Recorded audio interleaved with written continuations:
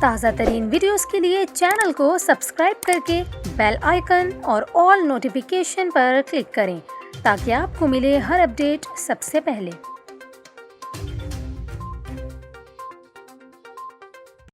اور یہاں پر آپ کو خبر دیں، کراچی میں شارع فیصل پر نرسری کے مقام پر سپریم کورٹ آف پاکستان کی جانب سے غیر قانونی قرار دی گئی 15 منزلہ رہائشی عمارت نسلہ ٹاور کو مکمل طور پر گرا دیا گیا ہے۔ عمارت کا ملبہ اب بھی عمارت کی جگہ پر موجود ہے، جسے ہیوی مشینری کی مدد سے اٹھایا اور یہاں سے منتقل کیا جا رہا ہے۔ انتظامیہ کے مطابق گزشتہ برس 28 نومبر 2021 کو نسلہ ٹاور کو توڑنے کا کام شروع کیا گیا تھا۔ ابتدائی طور پر 800 مزدوروں کی نفری کام کر رہی تھی۔ عمارت کو توڑنے کا کام 24 گھنٹے جاری رکھا گیا تھا، جس کے دوران بھاری مشینری کا استعمال بھی کیا گیا۔